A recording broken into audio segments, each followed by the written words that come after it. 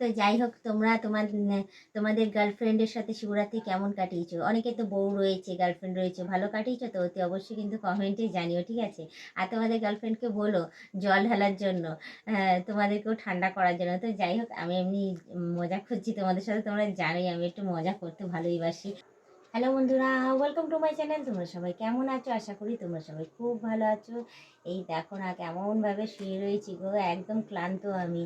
উপোস করেছি তো, উপোস করার পরে 2 দিন হয়ে গেছে, তারপরেও দেখো ক্লান্তি আর যাচ্ছে না।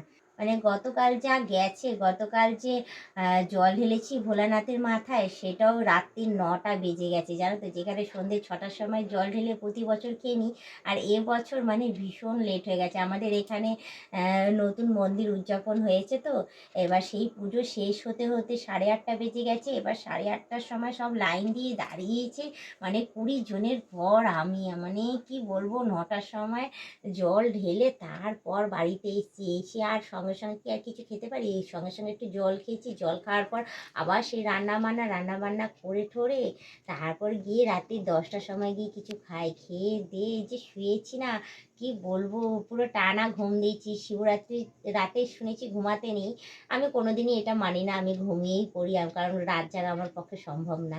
তো যাই হোক, ঘুম থেকে উঠেছি সকালবেলা, ঘুম থেকে ওঠার পর বিশ্বাস করবে না, আমি আর উঠতে পারছি না।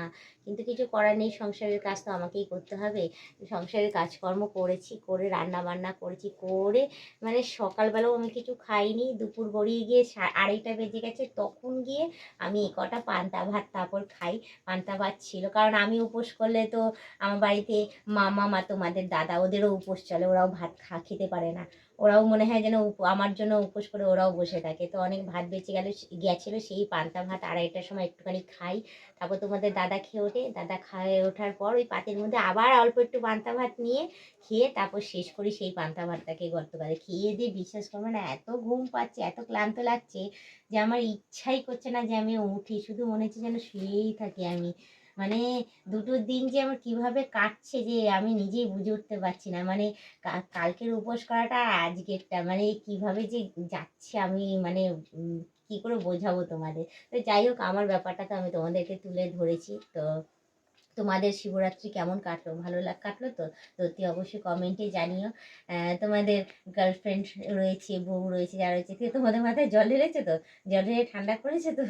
সেটাও কমেন্টে জানিও, হ্যাঁ। তো যাই হোক, আমি মজা করছি তোমাদের সাথে, তোমরা জানি আমি একটুখানি তোমাদের সাথে মজা করি।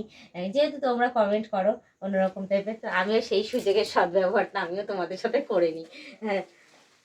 তো তোমাদের তোমাদের গিন্নিদের বলো, গিন্নিদের গার্লফ্রেন্ডদের বাড়ির সবাইকে বলো যে মাথার মধ্যে বেশি করে জল ঢালতে। যাই হোক, হ্যাঁ, আমি তো তোমাদের দাদার মাথায় জল ঢালতে পারিনি। মাথা খারাপ নাকি, ওর মাথায় জল ঢালতে যাবো, তারপর কি দেখি কি বলে দেবে।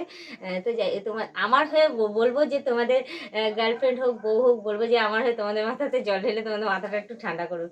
তো যাই হোক, এটাও আমি মজা করছি, কিছু মনে করো না। তো যাই, তোমরা যারা নতুন দেখছো তারা অতি অবশ্যই আমাকে সাবস্ক্রাইব করে দিই, বেল আইকনটা টুক করে টিপে দিই, অল নোটিফিকেশনটা অন করে দিই। আর যারা এখনো পর্যন্ত মেম্বারশিপ জয়েন করি তারা তাড়াতাড়ি করে মেম্বারশিপটা জয়েন করে নিও। পারলে তোমাদের বন্ধু বান্ধব যতজন আছে সবাইকে বলে মেম্বারশিপ জয়েন করার জন্য, করলে ভালো কথা।